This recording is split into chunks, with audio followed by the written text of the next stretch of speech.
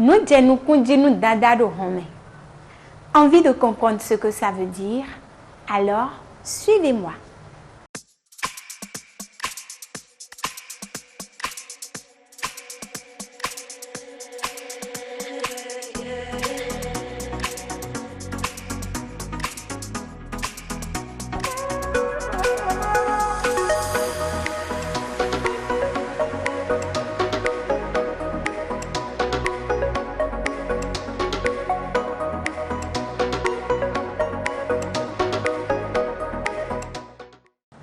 Un homme élégamment habillé, avec à ses côtés une femme vêtue de robe blanche, des fillettes habillées en blanc de la tête aux pieds. Tel est le beau tableau que l'on observe au cours de la célébration du mariage dans l'église évangélique, une renaissance d'hommes en Christ. Aujourd'hui, sur Foyer Chrétien, nous parlons de mariage. Le mariage, est-ce une formalité? C'est le thème de ce jour et pour en débattre, je suis avec deux invités. Pasteur Victor Jossou, bonsoir. Oui, bonsoir, madame. Bonne arrivée à vous sur Foyer Chrétien. Merci à vous aussi, madame. Je précise que vous êtes le secrétaire général du conseil pastoral de l'église évangélique Une Renaissance d'Hommes en Christ. Vous serez sur ce plateau avec l'évangéliste Raymond Wéhou. Évangéliste Raymond Wéhou, bonjour. Oui, bonjour. Soyez également les bienvenus sur Foyer Chrétien. Merci. Et je précise que vous êtes déjà un habitué de Foyer Chrétien. Et très rapidement, nous allons entrer dans le vif du sujet. Pasteur Victor Jossou, qu'est-ce qu'on peut comprendre par le mariage? Merci, madame. Et le mariage, c'est une union entre deux personnes de sexe opposé et dans le but de fonder un foyer. Et ce n'est pas un acte banal, ce n'est pas une formalité, le mariage, mais c'est à la fois un acte solennel et sacré. Le mariage, qu'est-ce que c'est, évangéliste Raymond Wéhou? Le mariage, c'est un acte solennel de l'union entre un homme et une femme, célébré officiellement par un dignitaire de l'Église, c'est-à-dire un pasteur, du côté religieux. Du côté juridique, c'est célébré par un officier d'État de l'administration. Alors, quelle est l'origine du mariage selon vous, évangéliste? L'origine du mariage, c'est dans la Bible. Dans le livre de Genèse, chapitre 2, verset 18, on dit, l'Éternel Dieu dit, il n'est pas bon que l'homme soit seul. Je lui ferai une aide semblable à lui. Le verset 24, il a dit, c'est pourquoi l'homme quittera son père et sa mère et s'attachera à sa femme et les deux deviendront une seule chair. Ça, c'est la révélation de la Bible. Pasteur Victor Jossou, Oui. L'origine du mariage, l'évangéliste Raymond Wéhou vient de la donner selon la Bible. Est-ce qu'il y a une origine du mariage sur le point juridique? Oui, et sur le point juridique, c'est les textes de loi qui consacrent le mariage. Et au Bénin, nous avons le code de la personne et de la famille et qui prend toute une partie de ce code et pour en définir les règles, les conditions, les effets jusqu'à sa dissolution. Les règles et les effets, nous allons en venir tout à l'heure, mais avant, quels sont les différents types de mariage qui existent? Bon, par rapport aux différents types de mariage, nous pouvons citer le mariage civil, qui est célébré par l'officier d'état civil dans une administration civile, et le mariage religieux, qui est célébré par l'officier religieux et à l'église sous l'œil de Dieu. Mais là, ça devient solennel, plus que solennel, mais sacré. Nous avons aussi le mariage coutumier, qui est également un mariage. Les époux sur les futurs époux s'accordent dans cette union devant une certaine personnalité de leur choix. Évangéliste Raymond Wéhou, le mariage, qui sont ceux-là qui sont éligibles au mariage? Le mariage, d'abord, il faut que l'homme décide de se marier. C'est l'homme qui décide. Et quand il décide de se marier, il va remplir les formalités de l'Église. Aller voir les comités après avoir fait son choix en évoquant le secours de l'Éternel qui va lui doter une fille. Les comités vont faire leur enseignement. Après ça, il va partir à leur rencontre et il va rencontrer la fille. Si la fille accepte, c'est de rentrer en fiançailles. Et ça continue comme ça. Pasteur Victor Jossou, Oui. qui sont éligibles au mariage? Toute personne ayant la majorité civile, c'est-à-dire les 21 ans accomplis, peut faire le mariage. La majorité au Bénin, je pensais que c'était de 18 ans. Oui, la majorité de 18 ans, c'est la majorité électorale D'accord. qui est différente de la majorité civile. C'est à ce stade-là que la personne est responsable des actes qu'il pose. Mais vous pouvez ne pas avoir la majorité civile et célébrer le mariage. En ce moment, le consentement des personnes qui ont la charge de votre garde est demandé. Et on les appelle très souvent ceux-là, ceux qui ont la responsabilité des individus, ceux qui doivent répondre à la responsabilité civile de ces mineurs. Mais est-ce que sur le plan religieux, dans l'Église, il y a un âge requis pour se marier? Bon, il n'y a pas un âge requis pour se marier, mais il y a des conditions plus corsées que l'âge. Même à la majorité, vous pouvez ne pas être à même de vous marier. Alors, quelles sont ces conditions-là pour se marier? Alors, si vous avez atteint la majorité, il faut ce qu'on appelle la capacité spirituelle. Parce que le foyer, ce n'est pas un jeu d'enfant, vous le savez. Alors, il ne suffit pas d'avoir la majorité pour prétendre se marier, non. Il faut avoir cette capacité de pouvoir conduire le foyer. Et ça, là, c'est le Saint-Esprit qui donne cette capacité aux prétendants et à celui qui veut se marier. À part la capacité spirituelle dont parle le pasteur Victor Jossou, est-ce qu'il y a également d'autres conditions pour se marier? Très bien sûr, il y en a. Parce qu'après la capacité spirituelle, il faut la capacité matérielle. Et qu'est-ce que vous mettez dans capacité matérielle? Capacité matérielle, parce que tu veux te marier, tu vas ramener une fille dans ta maison. Elle va procréer, elle aura des enfants, elle sera malade. C'est toute une charge. Donc tu dois faire quelque chose, avoir une ressource qui pouvait couvrir les dépenses du foyer. Sinon, on ne peut pas être un va-nu-pied en l'air, dire je vais me marier, qu'est-ce que les enfants vont manger? Donc il faut avoir une capacité matérielle, c'est-à-dire doter d'un travail fiable qui va donner des revenus afin de couvrir les revenus du foyer. Sinon, ça va créer des incidents. Là, je pense que vous parlez bien entendu de l'homme et en ce qui concerne la femme.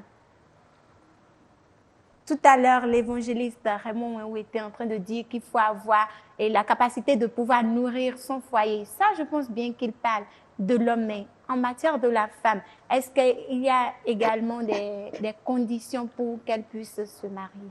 Vous savez, généralement, c'est l'homme qui va vers la femme pour le mariage. Alors, lorsque l'homme va vers la femme, quitte à la femme de se demander « Est-ce que je suis prête pour rester sous le toit d'un homme ?» Et pour être prêt, il y a toute une condition, il y a assez de conditions. Alors, chez la femme. Oui. Il faut qu'elle soit réellement mûre spirituellement. D'accord. Parce qu'il y a ce qu'on appelle, sinon le foyer est une école. Il faut qu'elle soit capable de se soumettre à son mari. D'accord. La soumission. La soumission. Oui. Il faut qu'elle soit prête à respecter son mari. Il faut qu'elle soit prête à faire le ménage. C'est du côté de la femme qui veut aller rester sous un toit. Et comment est-ce qu'on apprend tout ça là? Comment est-ce qu'on acquiert toute cette potentialité-là? Cette potentialité s'acquiert déjà à partir de la famille. Elle est née dans une cellule familiale. Elle doit voir sa maman faire ces petits travaux-là. Alors, elle doit déjà s'engager avec sa maman pour ces petits travaux de la maison. Il faut qu'elle soit véritablement prête. pour aller dans un ménage. Évangéliste Raymond Mouéou, Oui. la femme, comment est-ce qu'elle se prépare, à part ce que papa a dit, comment est-ce qu'elle se prépare? Je vais compléter un peu ça là. Oui. Dans le foyer, c'est l'homme qui est responsable des revenus. Mais Proverbe 31 dit, une femme vertueuse amène son pain de loin. Normalement, dans les préparatifs d'une fille qui veut se marier, elle doit chercher à apprendre coûte que coûte un travail pour secourir son mari dès que le mari sera dans le besoin ou bien il y aura tant de décadence. Elle sera prête pour l'aider parce qu'il faut qu'elle aussi ait un bagage matériel de base, orienté par les parents, pour l'aider dans son foyer futur. Donc, par exemple, une femme qui est toujours en apprentissage ou à l'école, mais qui a déjà atteint l'âge dont a parlé papa tout à l'heure, ne peut pas se marier. Non. Dans notre église, on a refusé parce que la personne a l'apprentissage. Il faut qu'elle finisse et avoir son diplôme. Maintenant, si c'est une élève, elle doit finir ses études d'abord. Sinon, on ne peut pas interrompre ses études. Et la personne qui apprend, qui a l'apprentissage, on ne peut pas interrompre. La personne veut avoir un diplôme. On doit les aider à finir ça là d'abord avant de s'engager pour le mariage. Parce que le problème du mariage, c'est un processus long, un voyage long qui finit par la mort. Pasteur Victor Djossou, Oui. je suppose que la jeune fille, elle est en apprentissage, mais ses parents n'ont pas la capacité de l'aider à se libérer et tout. Mais on attend peut-être qu'il y a un monsieur qui vient demander ça, mais est-ce que ce n'est pas l'occasion pour qu'elle puisse, et quand même l'homme puisse l'aider à finir son apprentissage, avoir son diplôme avant d'intégrer le... Une femme, une fille qui veut réellement rester dans un foyer doit être capable d'y rester. Elle doit avoir son gagne-pain. Elle ne doit pas attendre le mari pour les petites dépenses du foyer. Donc, elle doit être elle-même d'abord. Et à côté de ça, il faut qu'elle soit capable d'être dans ce ménage-là. Est-ce que vous voyez? Donc, voilà les conditions que je peux ajouter à ce que le frère vient de dire. Entre le mariage civil et le mariage religieux, lequel est le plus important?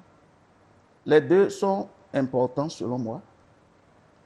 Le mariage civil, c'est un acte civil. Est-ce que vous voyez? Oui. Et par cet acte, vous avez des droits. L'État vous reconnaît certains droits. Le mariage vous reconnaît certains droits si vous le célébrez civilement. D'accord.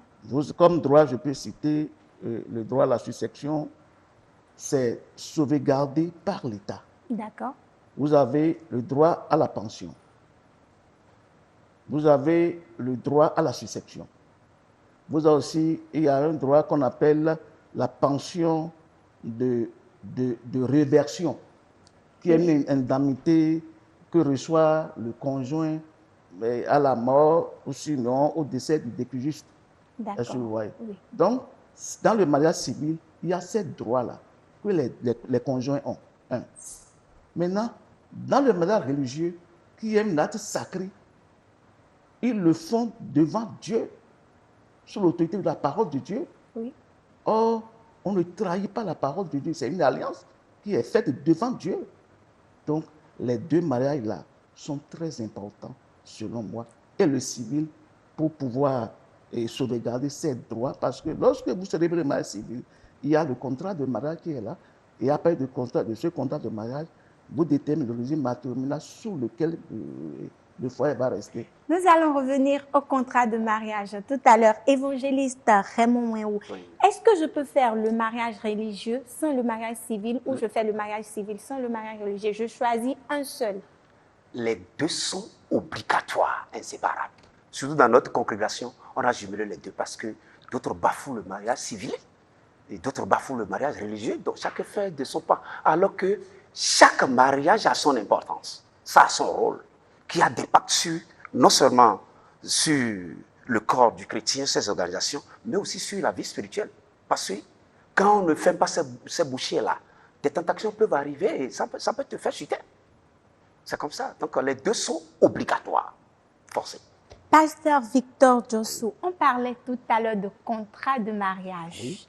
Est-ce que dans le mariage religieux, on a également un contrat de mariage conscient? Ce qu'on a dans le mariage religieux, c'est au-delà du contrat.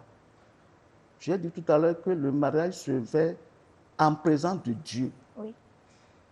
donc sous l'autorité de la parole de Dieu. Ça là, c'est sacré. Les futurs époux ne doivent pas trahir en aucun cas ce mariage qui est fait devant Dieu, qui est fait devant Dieu sous la bénédiction divine. C'est plus que contrat. Et Alors, ce contrat-là, ils l'ont avec Dieu. Mais c'est devant Dieu qu'ils se sont dit qu'ils vont s'aimer jusqu'à la mort.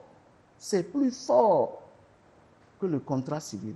et le contrat civil, Oui. quel est son contenu? Et Bon, le contrat civil, c'est-à-dire, en prélude au mariage, à la célébration du mariage civil, il y a ce qu'on appelle le contrat de mariage. d'accord. Et c'est lors de ce contrat que les époux déterminent le régime matrimonial qui va les gouverner. Et quels sont les régimes matrimoniaux qui existent? Bon, quand les époux ne disent rien, c'est le régime de la séparation des biens. D'accord. Et quand il y a contrat, c'est le régime de la communauté des biens ou bien le régime de la communauté des acquêts. Le régime de la communauté des biens, en Oui. quoi est-ce qu'il consiste? Bon, ça veut dire que tout ce que les époux ont avant le mariage et dans le mariage, ils mettent ça ensemble. Et la gestion se fait collégialement dans le ménage. Et la séparation des biens. La séparation des biens, c'est que chaque époux garde ses biens en propre. Évangéliste Raymond Wéou, Oui. et régime, séparation des biens, communauté des biens, vous, et qu'est-ce que vous pouvez conseiller aux jeunes? Moi, j'ai Parce que- certaines choses à dire là. Oui, Il y a la maladie de l'incompréhension qui est dans notre Église. la maladie. La maladie de la malcompréhension. D'accord. D'autres rejettent catégoriquement le mariage civil. Parce qu'il dit qu'après la mort de l'homme, les gens vont, la femme va bénéficier, si elle va, c'est un bavardage. Alors que si le mariage civil est fait, il y a l'acte de mariage, ça protège le pèlerinage de leur progéniture. Ça veut dire qu'à la mort, c'est les enfants qui vont hériter. Ils vont prendre ça. Dans d'autres familles, quand vous n'avez pas fait le mariage civil là, après la mort, les familles vont s'accaparer de tout. Les enfants vont courir par-ci, par-là, chercher du pain à manger. C'est l'insécurité, ce manque de compréhension du mariage civil qui cause ces choses-là. Donc, en réalité, le mariage civil protège C'est et la très femme, important, oui. ok, Oui. et les conjoints et la progéniture. Oui, c'est ça. Alors, que doit savoir chacun des conjoints sur son partenaire avant d'aller au mariage? C'est un peu long. On va essayer de détailler un peu. Oui, Le choix est fait. J'ai dit que j'aime telle fille. On a parlé, a dit qu'il m'aime. Maintenant, qu'est-ce que je vais faire? L'homme d'abord, comment faire pour que je puisse trouver de l'argent pour faire la dot? Après la dot, le mariage. Est-ce que vous voyez? Donc ça, c'est ma mission. Maintenant, après ça, dans notre période du fiançailles là, nous allons nous écouter, nous entendre pour partager nos faiblesses. Parce que si j'ai des faiblesses, je le dis, j'ai telle faiblesse, la femme aussi, ma fille aussi va me dire ça. Et on va commencer à mettre ça en prière. Sinon, quand on va faire cet emballage des péchés sans détacher, chercher une solution à ça là, ça va créer des bombes dans le foyer futur. C'est ça qui crée des divorces à la longue. Donc, parler, étudier les faiblesses, bon, se comprendre, préparer la dot, le mariage. Je pense que c'est les préparations. Pasteur Victor Jossou, que doit savoir chacun des conjoints sur son partenaire avant d'aller au mariage? Pour compléter ce que vient de dire mon confrère, il y a un point capital sur lequel il faillit mettre la main sur. C'est l'état de santé de chaque époux. D'accord. Et c'est d'ailleurs pour cela que la loi exige des examens prénuptiaux. C'est très important. Parce qu'après de ces examens, les époux se communiquent les résultats l'un à l'autre. Et déjà, ils peuvent commencer la prise en charge. Ils peuvent tomber sur certaines pathologies qui vont nuire au ménage dans le futur. Donc, Mais il est à partir, important de les c'est connaître. très important, ces analyses prénuptiaux. Ça permet aux futurs époux de savoir le mal dont souffre son partenaire pour que déjà, même avant la célébration du mariage, on puisse commencer par faire les traitements pour éviter certaines déconvenues qu'on remarque dans le foyer. Des enfants mal formés peuvent arriver. Pourquoi? Parce que si on avait fait ces examens, on aurait commencé les soins nécessaires. Par exemple, la compatibilité en ce qui concerne la drépanocytose, par exemple, l'électrophorèse, j'allais dire. Oui, c'est des trucs qui causent des problèmes dans les ménages, mais si on le sait, on commence les traitements. Il y a aussi des maladies congénitales. Il y a aussi les MST. Quand vous le connaissez, et chacun livre ses résultats à son partenaire, on peut déjà commencer par les... Ça ne refuse pas de vous marier. Mais vous savez, chacun sait de quoi souffre son partenaire et ensemble, on commence déjà par faire les soins, les traitements. Alors, est-ce que c'est seulement ce qu'il faut connaître de son conjoint avant d'aller au mariage ou il y a également d'autres choses? Bon, et j'ai ajouté ce fait-là à tout ce que mon confrère a dit. D'accord. Lors de la célébration du mariage, l'on remarque une bague, sinon 2 bagues que les conjoints se mettent réciproquement. Qu'est-ce que cela symbolise? Ça symbolise l'alliance, ça symbolise le sceau, ça symbolise le signe de l'engagement jusqu'à la mort. Ça symbolise la crainte de l'Éternel. Parce que dans Genèse chapitre 24, quand on a envoyé Élisée chercher une femme à Isaac, après avoir résolu, lorsqu'il a accompli sa mission, il a mis la bague. C'est un signe, c'est la crainte de l'Éternel.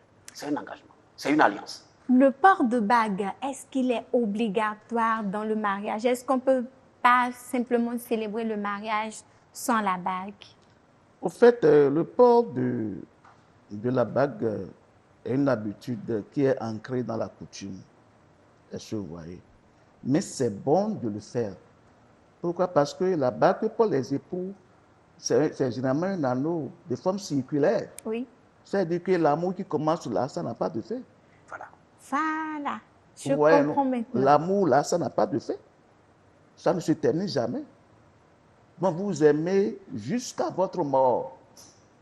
Donc c'est ce symbole-là, c'est l'anneau qu'on porte pour dire que notre amour là est inséparable. Nous allons nous aimer quelles que soient les difficultés de la vie. Et est-ce qu'en considérant cet aspect-là, on doit garder la bague au doigt à vie ou bien par moment on peut l'enlever? Normalement, à la lumière, à la compréhension de ce que nous venons d'expliquer, le port c'est bon, c'est très bon. C'est bon de porter ça. Mais il arrive parfois que des personnes aient une allergie qui ne leur permet pas de garder la bague ou d'autres raisons qui poussent à enlever. Très bien, c'est là je voulais en venir. Oui. Si je porte la bague et que suite à ce port-là, je remarque une maladie, les époux se comprennent. Il n'a pas enlevé la bague parce qu'il ne veut plus de son partenaire, mais c'est à cause d'une pathologie. Ça se comprend. Les époux se comprennent. Il n'y a pas de problème à ce niveau. Il n'est pas rare aussi de voir certaines personnes, surtout dans le cas des hommes, excusez-moi beaucoup, cher papa, qui enlèvent leur bague juste après une dispute avec madame et considèrent déjà que bon, il a fini avec celle-là, il peut continuer à chercher ailleurs. Comment est-ce que vous trouvez cette attitude-là? Les enfants de Dieu qui vont célébrer le mariage à l'église, donc devant Dieu, ils le font sous le sceau de la parole de Dieu, qu'on ne doit pas trahir. Venir enlever la bague après pour dire, à cause de telle raison, j'enlève la bague, ce n'est pas enfant de Dieu. Ce n'est pas recommandé. Lorsque vous décidez de porter cette bague-là, vous la portez. S'il n'y a pas une maladie, s'il n'y a pas une allergie, vous la portez. Pourquoi enlever la bague? Si vous enlevez la bague là, ça ne veut pas dire que vous êtes divorcé. Ah non?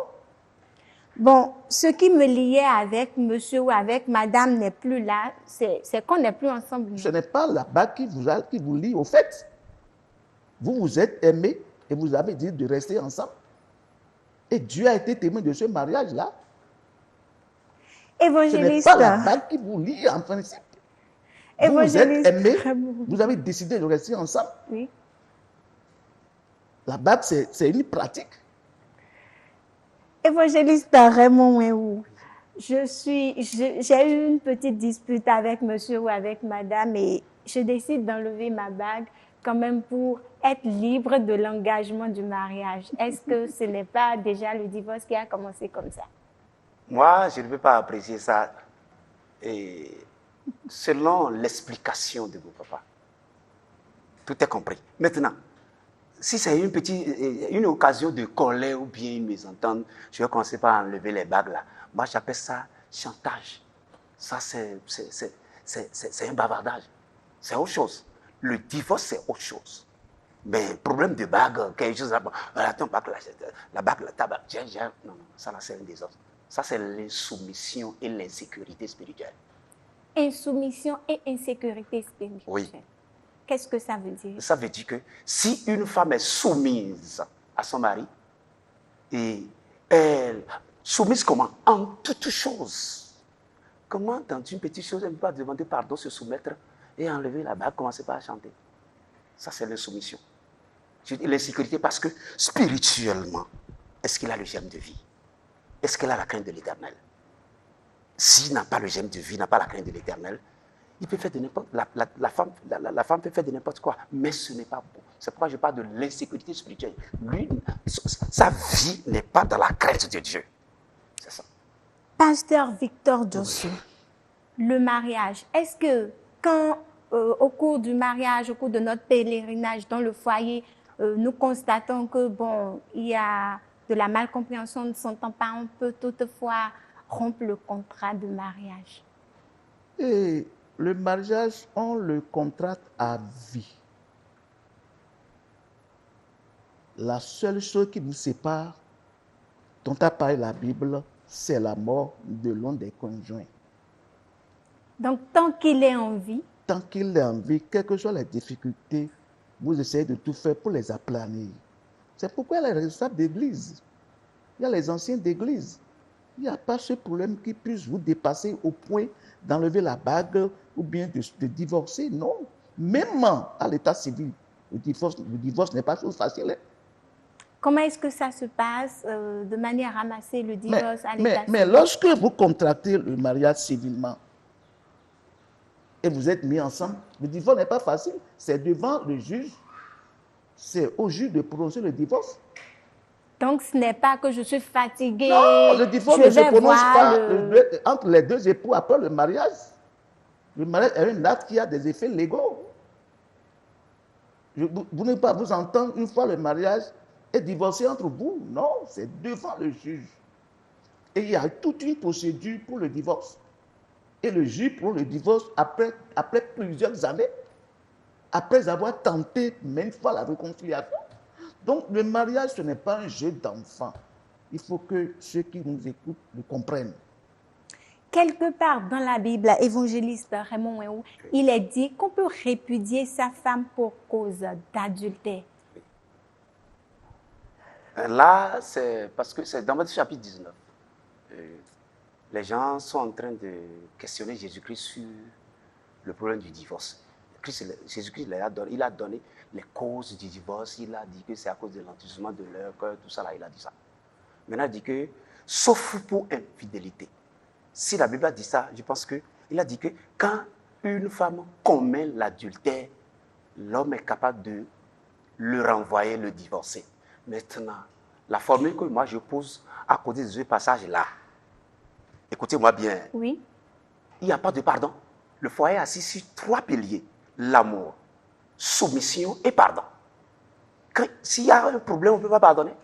Sauf que l'homme ne peut jamais commettre un péché. Mais Jésus, c'est lui-même qui a dit, mais il n'avait pas dit qu'il faut pardonner. Si Jésus-Christ a dit ça, est-ce qu'il n'y a pas pardon? Est-ce que nous allons nous baser sur cela pour commencer par faire du divorce? Ça, c'est un désordre. Maintenant, si le foyer est assis sur l'humilité, le pardon. Si c'est là, déjà, ils peuvent se comprendre. D'ailleurs, qu'est-ce qui se passe? Quand il y a un problème dans un foyer, il faut se rapprocher des dirigeants, des dignitaires, des hommes qui peuvent tenter plusieurs fois la réconciliation. Christ a réconcilié avec nous sur la croix, non? Pourquoi ne pas réconcilier, chercher une solution et maîtriser un foyer et de s'attacher à ce passage-là pour commencer par faire des hommes? Pasteur Victor Jossou, c'est Jésus lui-même qui a dit qu'on peut répudier sa femme pour cause d'infidélité. Oui. Et dans Matthieu 19, il est vrai, les Juifs sont allés vers Jésus pour poser ce problème. Ils ont dit, au temps de Moïse, Moïse a ordonné qu'on donne la lettre de divorce à la femme pour la répudier. Mais Jésus leur a répondu d'une certaine manière, en leur disant que c'est à cause de la dureté de leur cœur que Moïse leur a prescrit cela. Donc il faisait pression sur Moïse au point que Moïse a été obligé de leur dire ça. Et Jésus a dit qu'il n'en était pas ainsi au commencement. Donc il n'a pas ouvert la brèche. Il a dit c'est à cause de la dureté de votre cœur que Moïse a amené à vous poser cette parole-là. Donc au fait, Jésus n'a pas accepté. Donc Jésus n'a pas accepté le divorce. Il n'a pas accepté. Mais qu'est-ce qu'il faut faire dans ce cas, dans le cas d'infidélité, si ça dans se le présentait? cas d'infidélité, comme l'a dit mon confrère là, il faut le pardon. Il faut pouvoir se pardonner dans le ménage. Mais est-ce que ce n'est pas une manière... Ça peut arriver.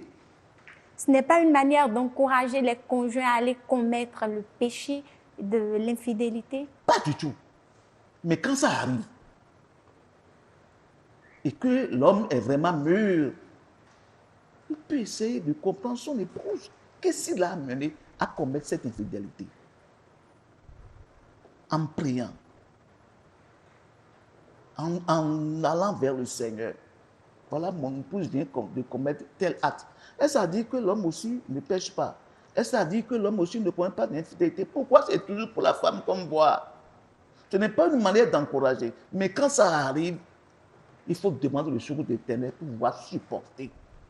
Parce que quand vous la renvoyez, il y a d'autres problèmes qui se posent. Il y a les enfants qui sont là.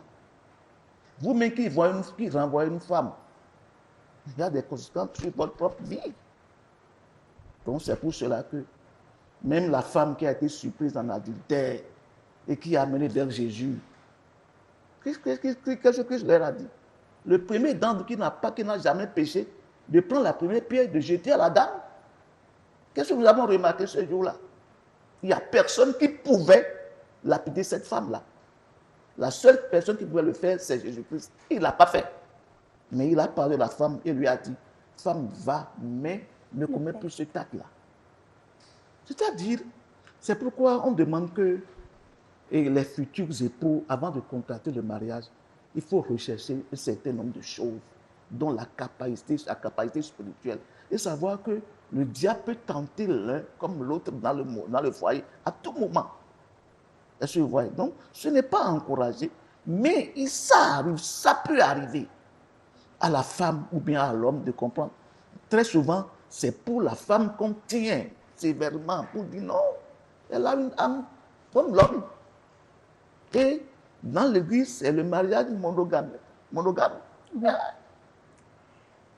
Le mariage n'est pas un jeu d'enfant, c'est ce que nous ont dit nos invités. Nous allons revenir sur ce plateau de Foyer chrétien, mais avant, suivons le téléfilm du jour.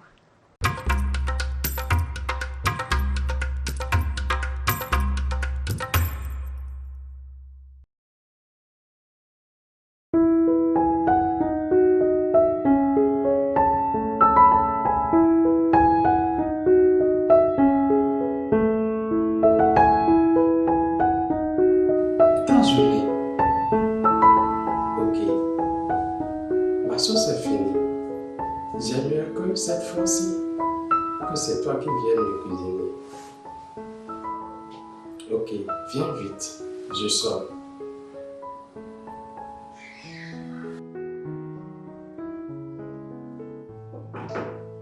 Oui, entre.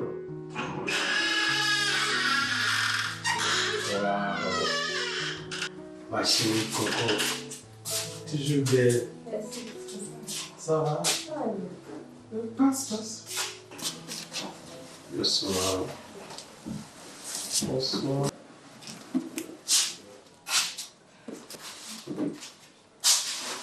Ah bon? Oh.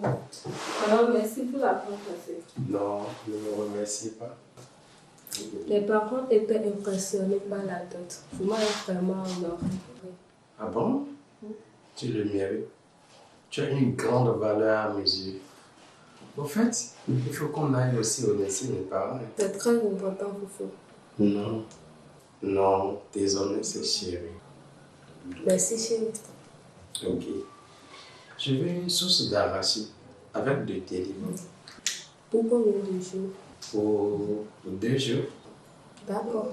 Donnez-moi 4 000. Ok. Va dans la chambre. Je vais demander le portefeuille. D'accord, je reviens. Ok. Quelle forme.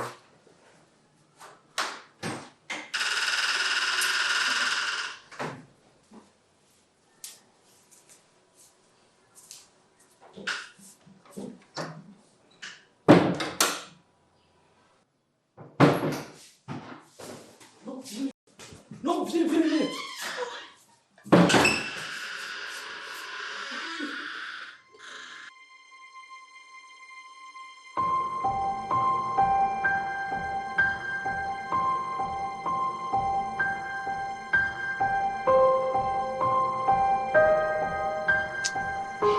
Léon.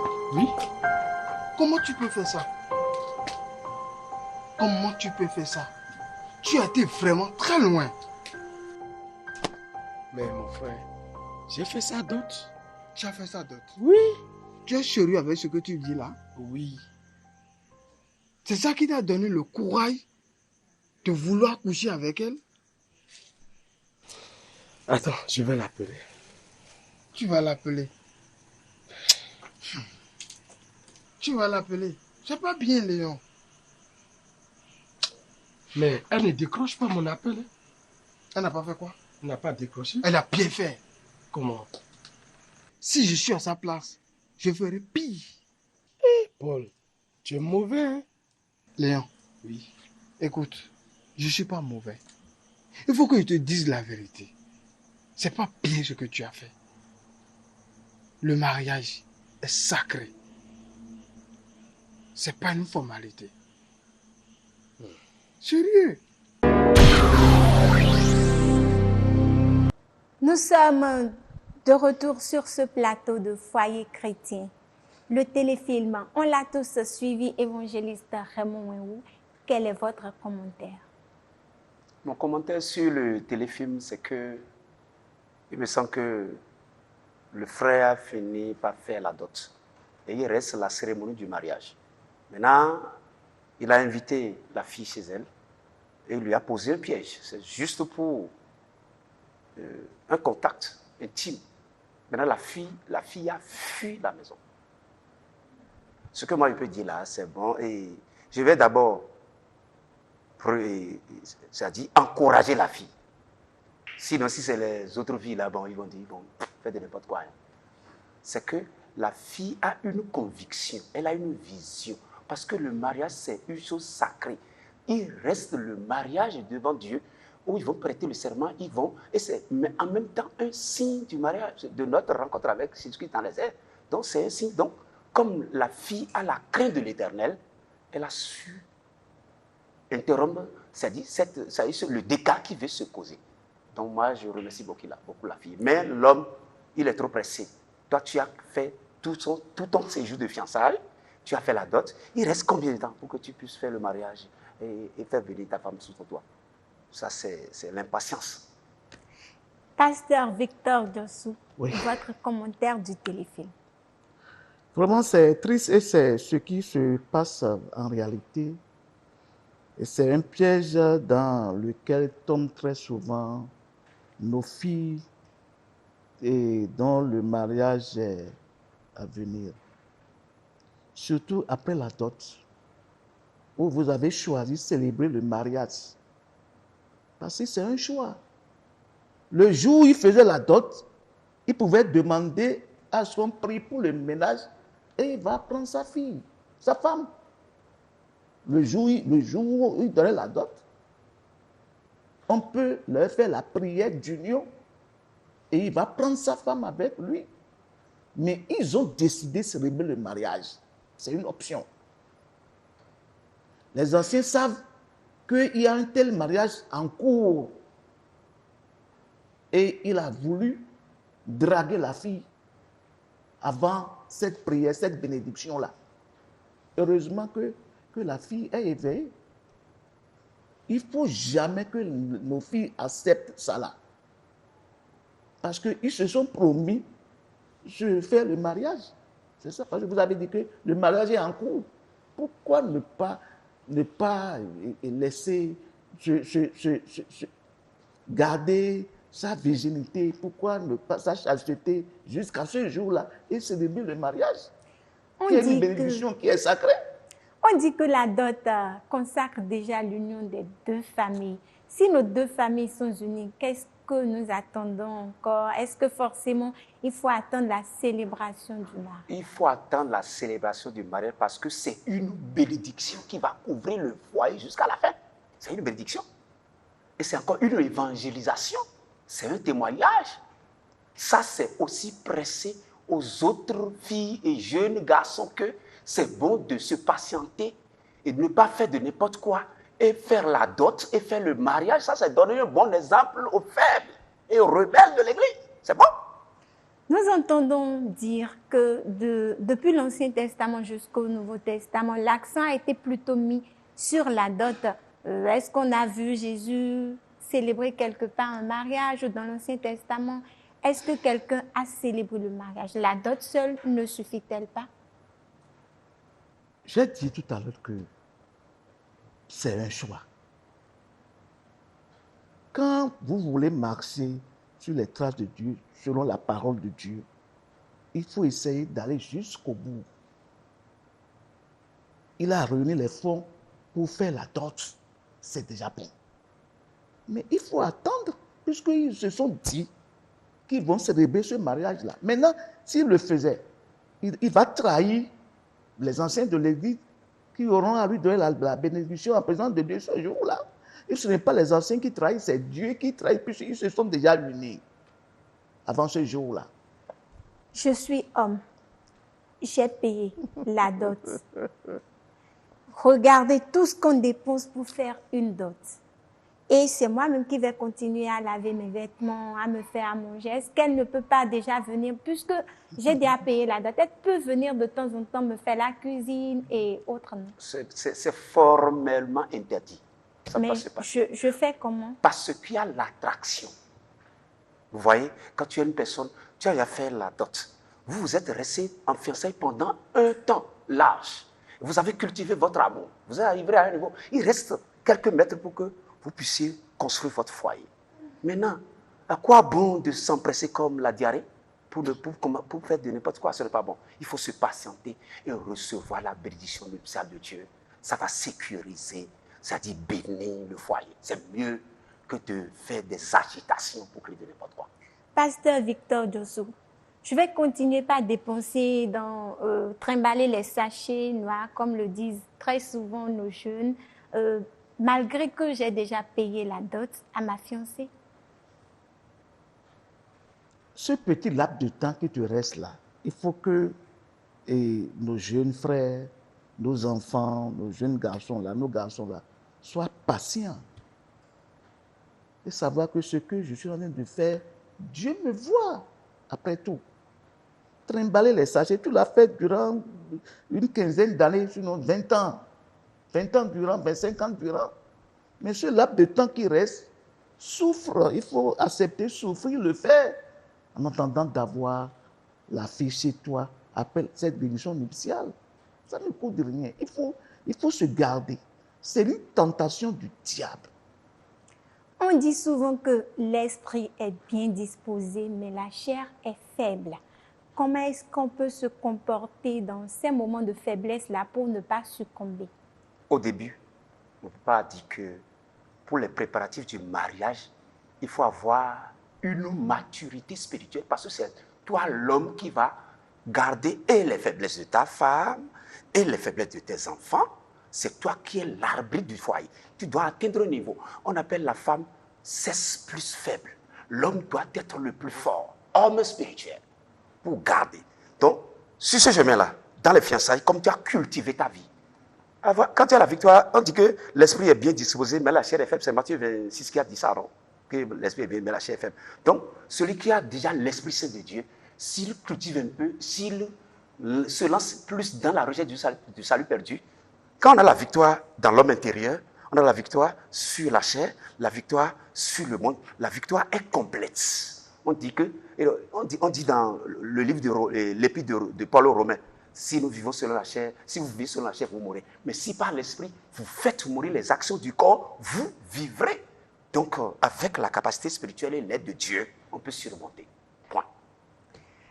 Pasteur Victor Djossou, est-ce que c'est aussi facile que ça de surmonter sa chair dans ces cas-là? C'est facile si vous remettez au Saint-Esprit. C'est très facile. Vous avez la victoire sur le péché. Ce qui conduit à là, c'est cette immaturité spirituelle. C'est toujours ça. Parce que c'est possible d'avoir la victoire sur le péché. Il faut se consacrer à Dieu. Il faut prier. Il faut se laisser la parole de Dieu, convaincre par cette parole de Dieu, avoir la crainte de Dieu. Savoir que je n'ai pas encore reçu la bénédiction. Je veux la recevoir. Mais j'attends. Parce que l'acte que je vais commettre maintenant, personne ne l'a. Mais Dieu, devant qui je vais recevoir cette bénédiction-là, lui me voit. On entend souvent les jeunes dire qu'on n'achète pas un tissu qui est plié. Est-ce qu'il ne faut pas essayer de savoir un peu, en tout cas, ce qui attend dans le foyer là avant d'aller au mariage? Mais l'essentiel, c'est qu'on a déjà fait la dot. Vous avez fait la dot et vous êtes promis de vous marier devant Dieu, devant les hommes, à l'église. C'est vous-même qui avez fait ce choix-là. Mais attendez, on n'achète pas un tissu emballé. Elle est pour vous. Vous avez tout le temps au cours de votre du mariage. Mais est-ce qu'il ne faut pas faire un petit test avant d'aller au mariage? Petit test. La Bible ne le prescrit pas, ce test-là. On appelle ça la fornication. La Bible est comme cela, c'est un péché. Et l'enfant de Dieu qui veut réellement aller au ciel, il doit fuir ce péché-là. Il ne pas se laisser à la chair. Il faut tout faire pour faire mourir les œuvres de la chair, comme la recommande la Bible. Évangéliste Raymond, je veux acheter mon tissu, mais il est tout plié.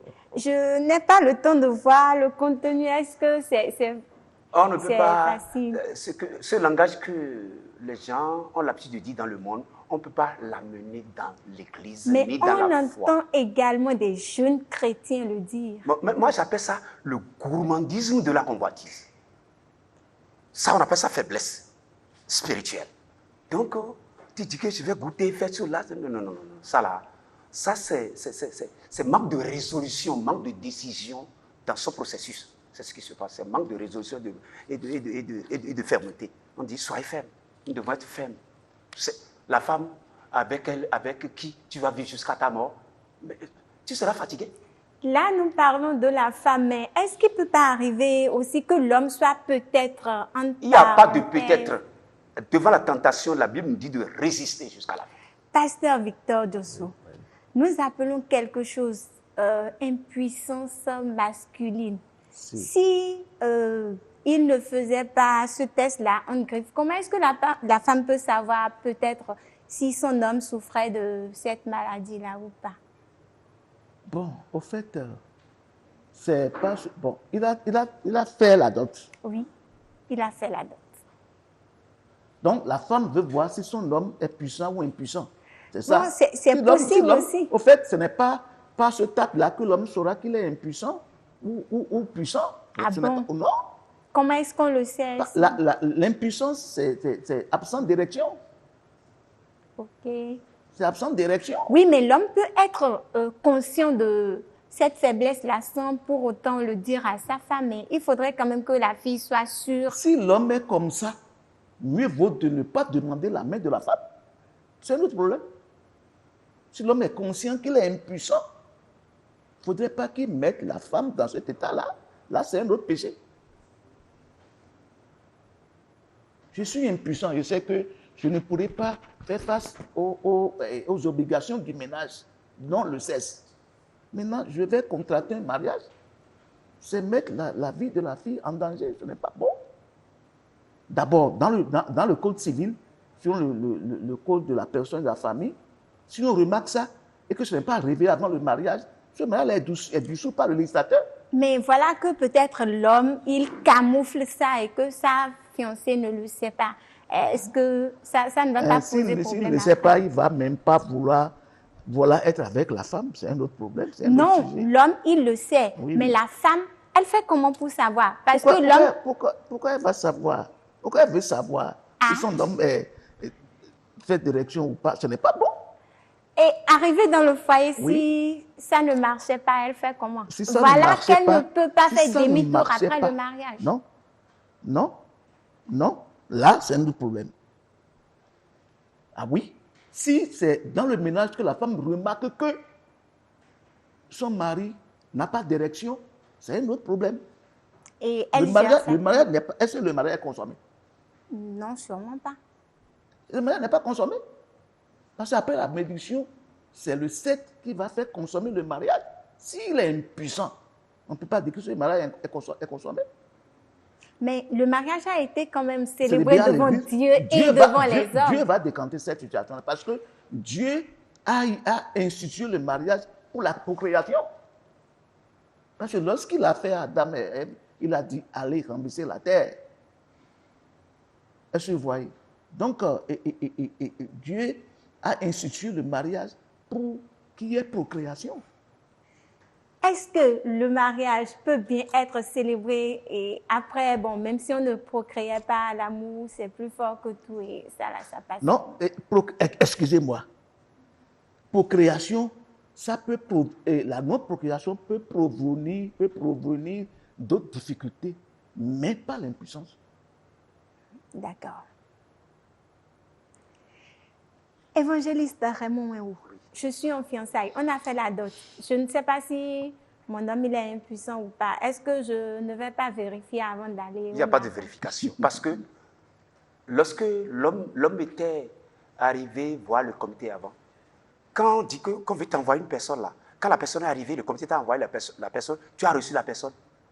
Toi, tu vas te retirer, prier, demander la nature de celui avec qui tu as fait face durant toute ta vie.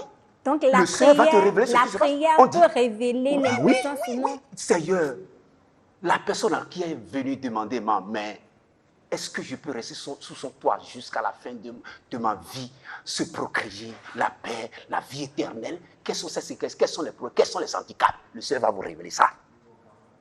Ça, c'est manque de communion, manque de discernement, manque de prise de conscience et des préparatifs qui font qu'on aboutit à ce genre de problèmes. Pasteur Victor. Oui, et c'est dire que la femme n'est pas la côte de l'homme. Oui. Ça veut dire que ce choix-là ne provient pas de Dieu. Donc c'est un mauvais choix. C'est un mauvais choix. C'est un mauvais choix. Ils ont fait ce choix-là sans la direction de Dieu. Sinon, en ce moment-là, Dieu lui aurait révélé que ce n'est pas celui-là, ce n'est pas sur son toit que tu vas rester. Même sans savoir qu'il est impuissant. Et c'est ce qu'on dit à nous jeunes, de tout faire pour être en harmonie avec Dieu dans le choix du mariage, de prier et de demander sa côte. On le dit, on le répète. Si il a fait cette prière-là, il a été devant le Seigneur. Il aurait déjà ne pas même rentrer dans les fiançailles. Il aurait rompu ses fiançailles. Il n'allait même pas accepter. C'est pourquoi on dit quand l'homme demande la main de la femme, on dit femme, voilà, un homme est venu demander ta main. On laisse la femme aller réfléchir, aller prier, aller avoir des preuves avant de s'engager. Donc, si c'est fait au préalable, il ne va jamais tomber sur Un homme impuissant. Donc la fille qui va jusqu'à la dot et découvre après que son mari et son homme est impuissant et ce n'est pas sa coute. Non. Non. Je vais donner un exemple. Mais pourquoi est-ce que c'est pas ma cote et on est allé Je dis que jusqu'à la dot? je vais donner un Il y a exemple. beaucoup de ces cas. Il y a une fille là, ils sont en fiançailles, on veut faire la dot. Elle a eu un rêve. Dans sa révélation, elle a vu que les gens sont venus faire la dot, mais on a trouvé 7 pierres dans la dot. Elle n'est pas allée demander de quoi s'agit ces 7 pierres. On dit que après avoir fait ton mariage, 7 ans après, l'homme va te laisser. Elle n'a pas cru à la révélation. Elle s'est mariée. 7 ans après, ils ont fait le divorce. Ça, c'est une révélation de Dieu. Et Donc, il faut ça demander aussi, à on Dieu. va l'appeler mauvais choix ou cette année de vie conjugale et par la Le suite. Seigneur est en train de lui dire que celui-là qui veut te faire la dot n'est pas ton mari. Parce que après votre union, 7 ans après, vous allez rompre. Il va cesser, il va revirer la dot et c'est fini. Ou bien prier pour que Dieu change le plan. Sinon, si Dieu ne change pas le plan, c'est comme ça. Dieu l'a averti que ce n'est pas ton mari. Quand tu vas te marier à 7 ans, vous allez vous séparer. Parce qu'il y a 7 pierres dans la dot.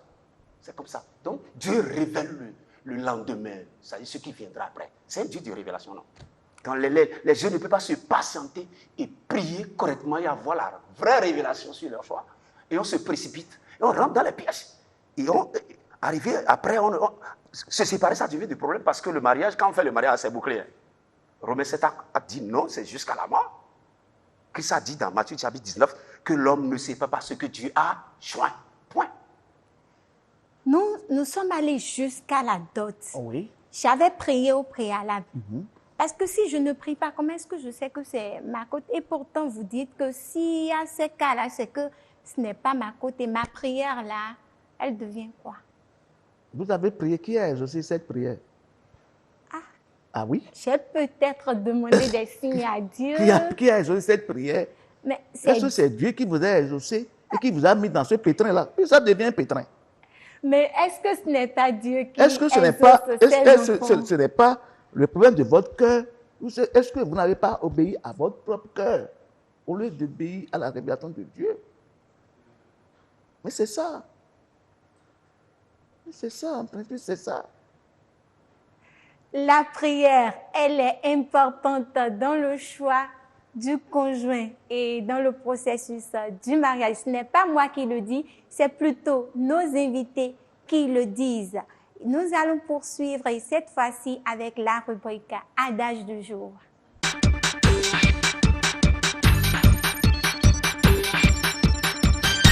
Nous disons qu'on dit nous dada de Romain. C'est ce que dit notre adage du jour. Évangéliste Raymond Wéou, qu'est-ce qu'on peut comprendre par cet adage? L'adage là veut dire que ce qui est tombé sur l'œil du roi là, le roi dit que ce n'est pas important, alors que c'est faux. Tout élément qui tombe sur l'œil, c'est un membre très sensible. Même s'il y a quelque chose qui tombe sur l'œil là, il faut chercher à enlever, il ne faut rien banaliser. Ça veut dire que chez nous, quand on va arriver chez nous les chrétiens là, ça c'est laisser passer les petits péchés, les petites erreurs, ce qui n'est pas tolérable. Dans Hébreux chapitre 12, c'est révisé. Les péchés qui nous enveloppent si facilement là, la Bible nous dit de nous en débarrasser. Il ne faut rien ignorer. Et dans Matthieu chapitre 7, on dit que tu as vu une poutre sur l'œil de ton prochain, toi qui as quelque chose sur ton œil. On dit, tout premièrement, ce qui est sur ton œil avant d'ôter celui de ton prochain. C'est ça la Bible a dit. Donc, il faut rien banaliser. Il faut tenir compte de tout. D'ailleurs, il n'y a pas de petit péché chez Dieu. Tout péché est péché, tout péché est l'iniquité. Il faut avoir la perfection dans sa vie. Pasteur Victor Diossou, qu'est-ce qu'on peut comprendre par cet adage? Oui, quelque chose est tombé sur l'œil du roi et il dit, bon, ce n'est pas important, on peut s'en passer. Mais par rapport au sujet que nous traitons, surtout par rapport au mariage, rien n'est à négliger dans le mariage. Il faut agir selon les prescriptions divines, surtout nous chrétiens là. Allez du début jusqu'à la fin quand vous engagez. essayez de suivre les prescriptions. Les anciens de l'Église sont là pour vous aider, pour vous conseiller. Quand vous avez des difficultés, n'essayez pas de les résoudre à votre niveau. C'est ça qui crée problème. Ou bien, on cherche à les traiter entre soi, là-bas. Entre collègues, entre copains, là-bas. Et on rentre dans le trou. On crée l'ennemi. On crée l'ennemi. C'est ce qui arrive très souvent. Donc, c'est pour vous dire qu'il n'y a rien à négliger si c'est le mariage. Parce qu'il est sacré, il est solennel. Surtout, le mariage, lorsque vous recevez la bénédiction à l'église, mais Dieu est présent. Il a été témoin de ce mariage-là. On doit tout faire pour ne pas, pour garder cette alliance-là et ne pas trahir cette alliance-là. Évangéliste Raymond Wéhou, nous sommes déjà pratiquement à la fin de cette émission. Votre mot de la fin? Mon mot de la fin, c'est Matthieu 6, verset 33, dit « Cherchez premièrement le royaume et la justice de Dieu, et toutes ces choses vous seront données par-dessus. » Moi, je conseillerais aux jeunes de chercher, de se lancer à la recherche du salut, de se lancer à la recherche du salut perdu pour la vie de leur âme, avoir la crainte de Dieu, l'humilité, la capacité qui supporte tout. Chercher ça, de se patienter. Sinon, quand on est trop agité là, quand on précipite, on tombe dans les pièges. Donc la vie d'abord. Il n'a qu'à se donner à la parole de Dieu, à la prière, pour faire promouvoir, pour progresser, avoir une maturité bien déterminée pour faire face aux problèmes du mariage, du choix jusqu'au foyer. Pasteur Victor Dossou, votre mot de la fin. Oui, et mon mot de fin va à l'endroit de cette jeunesse en âge de se marier pour leur dire et leur redire encore une fois que le plus important, c'est leur vie spirituelle. Il faudrait qu'ils soient rassurés de leur vie spirituelle, sinon sur leur vie spirituelle, avant de s'engager dans le ligne du mariage. Parce que quand vous engagez, c'est jusqu'à la fin. Alors quand vous faites mal le choix, vous ne pouvez pas vous défaire. Parce qu'on se marie pour le pire et pour le meilleur et pour le pire. Vous n'avez qu'à être patient. Recherchez la face de Dieu. Être en contact avec Dieu, se consacrer à la parole de Dieu et avoir la crainte de Dieu sur tout ça. Le mariage est un contrat à durée indéterminée. On ne le dira jamais assez. Mesdames et messieurs, c'est déjà tout pour Foyer chrétien de ce jour. Nous remercions la direction de URHC TV. Nous remercions Ezekias Kosoko qui a réalisé cette émission avec toute son équipe. Et vous, mesdames et messieurs, merci de nous avoir suivis et à la prochaine.